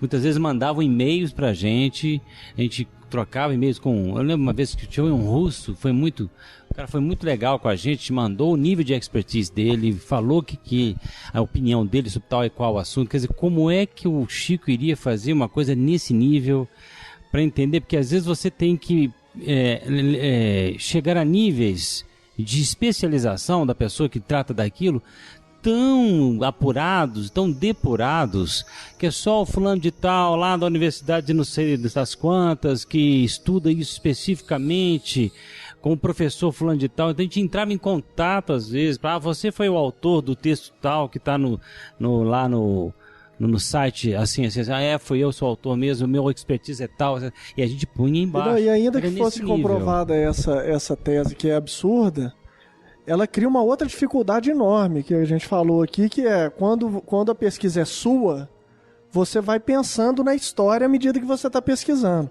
Quando a pesquisa é entregue por outra pessoa, você tem um trabalho muito maior de casar aquela informação nova, muitas vezes que vai te surpreender, ou vai ser contrário ao que você estava imaginando, aí você tem que fazer a junção dela para contar a história, que é o verdadeiro talento do escritor. Né? E manter a coerência, né? A coerência, a inteligência, né? O nexo e tudo. Mas vamos entrar... Só um outro ponto que eu acho muito importante. Se a gente chegasse à conclusão que realmente seria muito difícil para o Chico acessar tudo isso aí, se ele tivesse acessado, seria de má fé, uma fraude, que também já seria uma acusação, na minha opinião, das mais contundentes. Você chegar e falar, o Chico realmente pesquisou, lutou e conseguiu fazer uma grande fraude. E para oferir qual vantagem? Financeira? Ou loucura? Ou vaidade para se projetar como médium, para não ganhar absolutamente nada? Né? Não desfrutar da fama? Qual a vantagem? É algo que só levou muitas vezes sofrimento, concomitantemente, né? A todo o sofrimento e todo o trabalho, realmente... Trabalho e sofrimento. Então, Guilherme, pra gente fechar... Trabalho e sofrimento. Isso, né? Pra gente concluir, pro final. Só vou, atendendo aquela requisição sua, explicar algumas classificações que nós fizemos da bibliografia, da informação tal como ela se apresenta para um pesquisador, para a gente entender a dificuldade dessa tarefa e, ao mesmo tempo, perceber a precisão das colocações do Emmanuel, principalmente nessa passagem de hoje, né? Então, nós fizemos uma classificação aqui quanto à especificação. Você tem informações que são mais específicas, outras que são mais genéricas. Você pode trazer uma informação extremamente genérica. O imperador da época era fulano. O imperador estava feliz, né? Coisas extremamente genéricas. Você tem informações que são mais específicas, como a informação de dizer que um dia houve uma proibição de circulação de carroças e animais na Roma Imperial. No horário tal. Não tem precisão maior do que essa. Você tem fontes que podem ser classificadas com relação à consolidação da informação, ou seja, algumas trazem informações mais consolidadas. Você pode pegar lá um catálogo como o Código de Justiniano, né? Ou você pode pegar toda a coleção de Plínio, o Jovem. Você tem ali algumas consolidações. Outras são informações extremamente dispersas, fragmentos, como a Tábula Heraclensis, né, com um pedacinho de metal, onde eles encontraram lá grafados algumas leis, né, que são fragmentos. Essas informações que nós estamos mostrando aqui, elas fazem combinação de vários tipos de fontes. Algumas fragmentárias, outras às vezes consolidadas, o que demonstra a dificuldade de acesso. Nós podemos classificar também esses textos de acordo com a indexação ou topologia, que é aquilo que o Geraldinho falou. Você tem obras que vão te trazer índices remissivos, que é o que hoje nós temos, né? Mas as obras da época não. Né? As fontes primárias, principalmente, os grandes clássicos, se você for lá pegar o História Naturalis do Plínio, não existe índice remissivo. Você vai ter que esfregar ali a sua face ali nas páginas durante um bom tempo. Né? Vai ter que garimpar e estudar mesmo, para poder fazer o seu, né, referencial dentro de uma obra vasta daquela. Às vezes elas trazem títulos, que são títulos também genéricos, mas que quando você vai ler o capítulo diz muito mais do que o título está abrangendo. Língua estrangeira, né? Diga-se de passagem. Exatamente, que é outra questão. Né, que aliás é o próximo ponto, que é o da barreira linguística. Né? Você tem obras que são obras escritas em outras línguas. Essas, por exemplo, onde nós encontramos as informações mais precisas sobre o tráfego em Roma e a restrição de trânsito, foram obras na língua inglesa. Né? E obras recentes também, né? Então, uma outra 2007, questão. Né? 2007. Nós temos a questão da barreira cognitiva. O que significa isso? Você tem informações que são acessíveis ao homem médio. Né? A gente usa muito essa expressão no direito, né? Que é o homo medius. É aquela pessoa, aquele conhecimento que está ali, né? Acessível à generalidade das pessoas. Hoje, para dar um exemplo prático, se você falou horário comercial, a grande maioria das pessoas vai saber a que horário se refere. Agora, se você lê até a 10ª hora... Exatamente. Se você lê hoje na Tábula Heraclensis dizendo que a restrição vai da 1ª até a 10ª hora, isso não é uma informação acessível do homo medius. Então, alguém vai precisar de uma explicação, de uma instrução para poder decifrar o que significa aquele contexto. E nós encontramos muito disso por detrás de todas essas passagens do Emmanuel. São questões que você tem que desvendar uma série de contextos para depois voltar e entender o que está sendo dito ali naquela passagem. Nós temos a questão do acesso à informação. Né? Você tem textos que você consegue acessar porque estão disponíveis na sua época e no seu tempo, e outros que você não vai conseguir acessar porque não estavam disponíveis na sua época e no seu tempo. Nós temos a classificação com relação à especialização, como o Luiz Sérgio também trouxe. Você possui informações extremamente específicas, por exemplo, uma pessoa que vai reunir todas as fontes esparsas, fragmentárias, sobre regulação de trânsito, é uma pessoa que vai estar escrevendo realmente, indubitavelmente, uma obra extremamente específica. E aí você percebe que é algo voltado para a academia, publicação lá de Oxford, de Cambridge, é o que a gente tem tentado identificar. Né? É como se fossem artigos científicos, né? Publicações voltadas aí para a academia. Não é algo que você encontra aí em qualquer livraria. E por fim, nós fizemos uma classificação também do ponto de vista da interdisciplinaridade. Porque isso é uma questão que está até vinculada lá com essa hipótese da equipe, né? Ora, a questão é a seguinte: para o Chico Xavier, né, dispor de uma equipe, ele precisaria realmente de uma equipe interdisciplinar. Porque nós vamos ver... Arquitetura, urbanismo, direito... Exatamente. A obra diz de tudo. Ela fala de contexto geográfico, social, econômico. Nós vamos um dia aqui, se Deus quiser, estudarmos até sobre a questão dos preços que são referidos na obra, de referências monetárias. Haja especialização. Não existe, gente. Completamente interdisciplinar mesmo. Exatamente. Não existe esse guru, essa pessoa que seja uma cabeça, né? O cara tem que ser o Google, né, gente? Cá entre nós, né? O indivíduo é o Google, pessoa, porque ele consegue acessar qualquer uma transferência coisa do problema, porque esse teria que ser estudado também. Exatamente. Como uma pessoa sobre o custo, e o custo de uma equipe dessa, o custo, e outra coisa, eles iriam fazer isso para ganhar o quê? né? Com qual objetivo? Qual que é a vantagem? Eu gostaria... Outra coisa também, gente, é em que nível de segredo eles conseguiriam fazer isso? Em que nível de... Isso parece até uma teoria da conspiração, que o pessoal fala hoje, né? Que foi uma equipe misteriosa, que nunca se revelou, que nunca... Quanto mais gente sabendo um segredo, mais difícil fica de manter esse segredo num tempo mais longo, né? Ainda tem isso também. É interessante o que nós encontramos, que é até aqui eu coloco como uma resposta àqueles que tentam denegrir a imagem do Chico, né? Como um falsário, como um farsante, e desta feita por um imigrante judeu da Ucrânia, que foi Pedro Bloch, médico, teatrólogo e um dos mais destacados editores do país, né? Ele fundou a TV Manchete, a Rede Manchete, e em 1962 ele rebateu as críticas de pessoas que queriam pregar em Chico Xavier o título de impostor, dizendo o seguinte: eu acho muito relevante isso, porque isso é uma fala de um não espírita, de um imigrante judeu da Ucrânia, que veio jornalista, exatamente, jornalista, consagrado, né? Um dos maiores editores do país, e ele diz assim: isso está lá no livro A Força Desconhecida, do inglês Guy Playfair, na página 41 da editora Record, também citado no livro Momentos com Chico Xavier, do nosso companheiro Adelino da Silveira, lá de Mirassol, São Paulo. E o Pedro Bloch diz assim, 1962, que divino impostor deve ser ele, para levar a vida de humildade e abnegação que leva, para renunciar à surpreendente obra cuja autoria nega, e para conservar-se isolado numa pequena cidade do interior, quando a fama e a fortuna o receberiam de braços abertos nas capitais do país. Para encontrar o caminho da salvação, a humanidade precisa de alguns milhões de Chico Xavieres.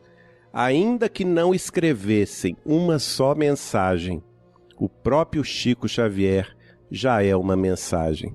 Pedro Bloch. Muito bom. Não conhecia esse texto, não. Ô Marcos, só deixar como sugestão uma outra barreira que eu acho que seria importante considerar, se você achar que tem a ver, que é a barreira literária, que é da criatividade artística do autor. Ou seja, isso eu acho que é uma barreira das mais significativas, que é a habilidade, uma vez tendo vencido todas as anteriores, sim. De contar uma história tão bonita, tão atraente, tão equilibrada, tão instrutiva, tão cheia de nuances. Então, assim, é digno de um prêmio Nobel de Literatura. De tantos ensinamentos morais, né? De tantos ensinamentos morais. Então, essa barreira literária aí, eu acho que é uma outra, talvez a mais invencível de todas. Esses pontos aqui não são todos os pontos que nós vamos usar depois na conclusão final do trabalho. Porque essas são classificações das informações.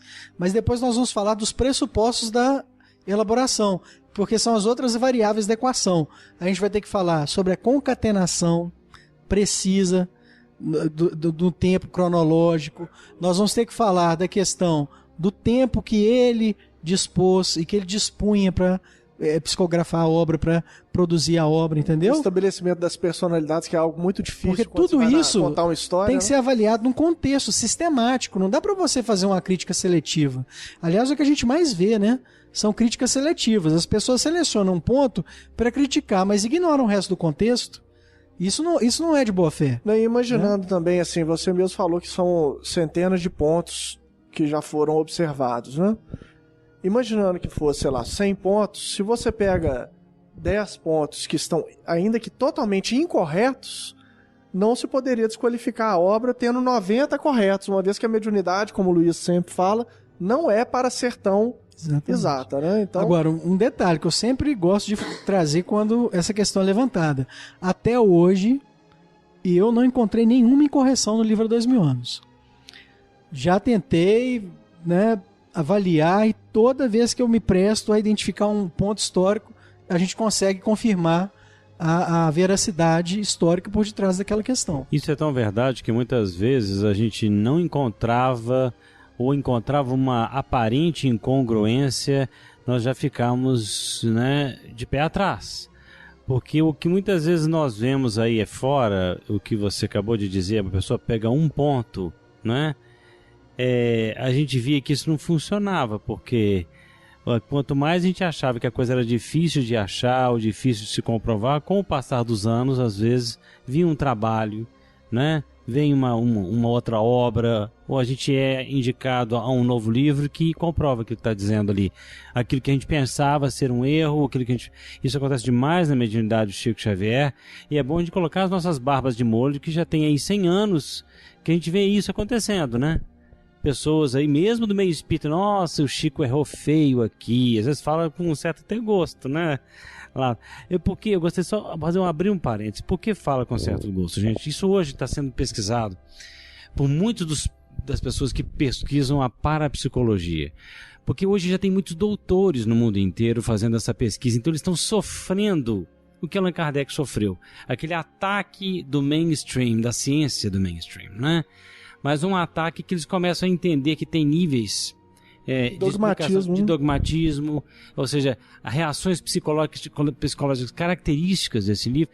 E Allan Kardec sabia tanto disso que olha o que um dia Allan Kardec falou em relação a mostrar evidência, que é o trabalho inglório, entre aspas, que o Marco Paulo tem feito, mostrar evidências. Isso não é um trabalho fácil não, viu, gente? Nem mesmo para o espírita, que às vezes já tem certas crenças ainda em relação a X ou Y. Então mostrar evidências é um trabalho realmente difícil, árduo, não é desse jeito que as pessoas pensam. Então Allan Kardec uma vez falou assim: nas lições de filosofia clássica, os professores ensinam a existência da alma e seus atributos. A gente não faz isso também no nosso meio? Né? A existência da alma, pluralidade dos habitados, né? Segundo as diversas escolas, mas sem apresentar provas materiais. Não parece estranho que quando lhes fornecem as provas que não tinham, eles as repilam e classifiquem de superstições? Não é estranho? Ele só pôs essa pergunta que nem o livro O que é o Espiritismo, né? Quer dizer, nós gostamos muito dessa parte, às vezes, filosófico-teológica, mesmo no nosso meio, maravilhoso, mas quando você vem com provas, você lança muitas vezes polêmicas, e aí por isso tem que ser um trabalho com muita paciência, com muito até perdão, né? Em relação a esse tipo de agressividade que nós temos em relação à evidência. Luiz, vou contar um caso. Só um detalhe, só para não perder o contexto dele aqui. E outro detalhe que a gente tem que observar também é o seguinte: perfeição só pode existir em Deus.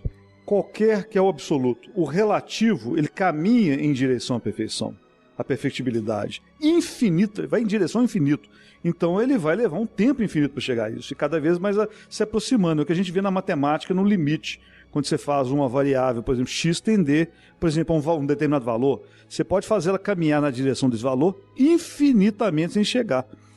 Então, quando a gente está mexendo com relativo, principalmente um planeta que tem suas peculiaridades, suas características, de como essa humanidade, né, que está contida nesse planeta, então você não pode exigir perfeição em nenhuma obra no mundo, de ninguém, nem de um médium excepcional e diferenciado.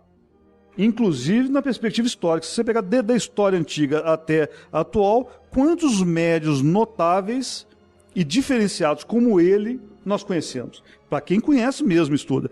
Então, ele é diferenciado. Publicaram até hoje 471 livros. E não só publicou, como vivenciou, deu testemunho daquilo que ele apresentou, né? Então, quer dizer, a mediunidade, quem conhece um pouquinho mais sobre a mediunidade, vê que a sutileza da mediunidade. Então é claro que vai ter interferências, vai ter às vezes uma opinião pessoal do próprio médium, que ele pode achar que foi do próprio espírito.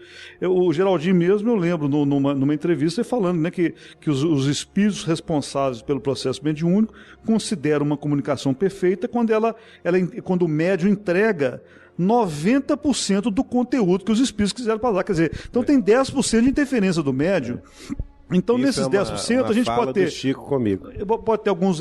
Foi o Chico, né? Que falou. Geraldinho, até hoje eu estou tentando achar esses 10% do Chico. Mas a gente procura, né? Achar. Então, isso é muito importante. Ele foi 100%, não é brincadeira, mas. Mas ele dizia, né, isso, que a espiritualidade maior considera perfeita uma comunicação mediúnica em que 90% tem origem espiritual e 10% tem como base o animismo do médium. É tudo um processo de construção. Falou aí o Marco Ganda, 10% do Chico é a genialidade. É tudo um processo de construção no tempo, porque a gente vê se nem a obra do Kardec pode ser considerada perfeita, nem a obra do Chico, mas são diferenciadas, são espetaculares, de um conteúdo impressionante, de uma grandeza, o conjunto imenso, entendeu? Então, você não pode, a gente não pode olhar para elas querendo achar perfeição em nenhuma delas. Nem o Cristo mesmo, quando o Cristo mesmo chegou a falar que ele, não estou querendo dizer que o Cristo é perfeito, ou melhor, está mais próximo da perfeição, melhor dizendo, está mais próximo da perfeição que qualquer um de nós. Mas ele mesmo deixou para a gente a mensagem. Muito ainda teria de dizer, mas não era chegada a hora. Que mandaria um consolador, né? O Paráclito, que ainda explicaria todas as coisas, né? E muito mais. Então, até ele mostrou pra gente que a coisa é construída no tempo, né? Ele não entregou tudo de uma vez. Nem o Chico, nem o Kardec também. Outro aspecto, Marco Paulo, quando os apóstolos chegam para Jesus e falam assim: Jesus, sua doutrina é muito dura. Por que a doutrina de Jesus é muito dura? Porque ele não foi para uma praça pregar filosofia, teologia, e ficou por isso. Ele levantava defunto, ele entregava visão aos cegos, curava e limpava leprosos, e aí pregava. Quer dizer, aí a sua pregação começa a ter peso, não é? Ou seja, evidência. Jesus trazia uma evidência e fala, agora eu... Então eu vejo isso, gente, com toda a evidência moral na Terra. Chico Xavier foi uma delas, né? Uma evidência moral. Isso que o Pedro Bloch acabou de ser citado aqui pelo Geraldinho, é exatamente o que mostra uma evidência moral. Isso nos incomoda, gente, profundamente. A evidência moral, ela traz um aviso de Deus para a gente. Olha, presta atenção nesse senhor. Presta atenção nessa criatura. Que você pode lucubrar tudo aqui, você pode fazer... Aumenta a responsabilidade coletiva. Claro, né? Exatamente. Você pode obrigado a amadurecer coletivamente. Você pode ir para a Praça 7, pregar a doutrina mais pura, mais bela, todo mundo, parabéns, o que você faz? Eu dou aula de inglês e também trabalho com ele. Tá bom, parabéns, bom para você. Agora principalmente presta atenção nos exemplos de vida que ele nos deixou. Exatamente. Porque isso é o mais importante, né? A par de toda essa obra que está sendo analisada, estudada por muita gente, o que ele nos deixou de abnegação, de renúncia, de silêncio diante da ofensa. Aí está o problema. Isso é que mexe com a gente, né? Porque a gente não consegue. Porque você endossando, Marco Paulo ali mostrando uma evidência fenomênica, você está endossando essa moral forte de um exemplo como ele. E toda vez que a gente tem uma evidência moral, isso nos perturba, concordam? Jesus foi crucificado por quê? Evidência moral. Ele não veio mexer com política, ele não veio combater com ninguém, mas ele é ele o que ele era. Por exemplo, você é um religioso, assalariado pelo seu templo, e chega um rapaz de uma origem mais humilde, né, e cura todo mundo, e se diz, eu sou filho de Deus e vim aqui para cumprir minha missão de Deus. Olha, você se sente ameaçado?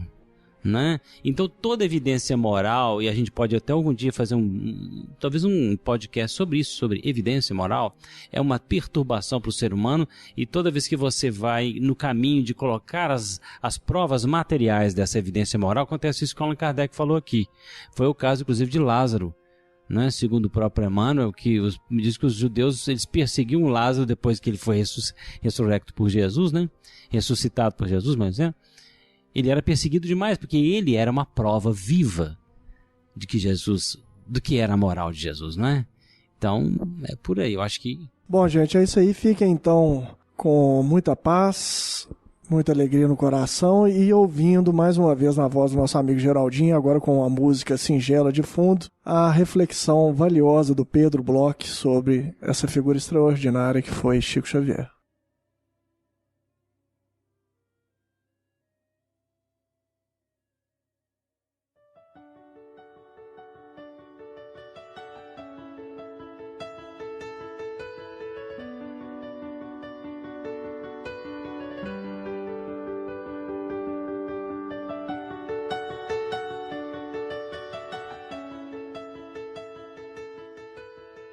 que divino impostor deve ser ele, para levar a vida de humildade e abnegação que leva, para renunciar à surpreendente obra cuja autoria nega, e para conservar-se isolado numa pequena cidade do interior, quando a fama e a fortuna o receberiam de braços abertos nas capitais do país.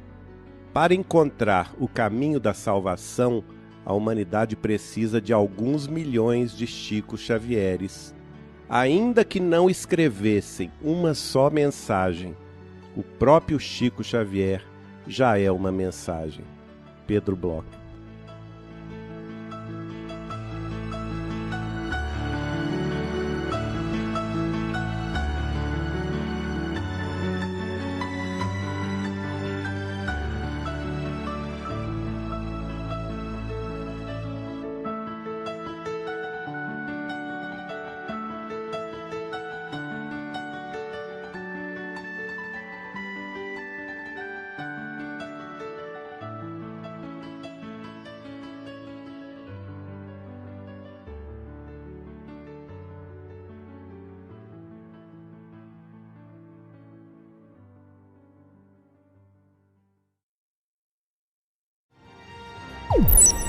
You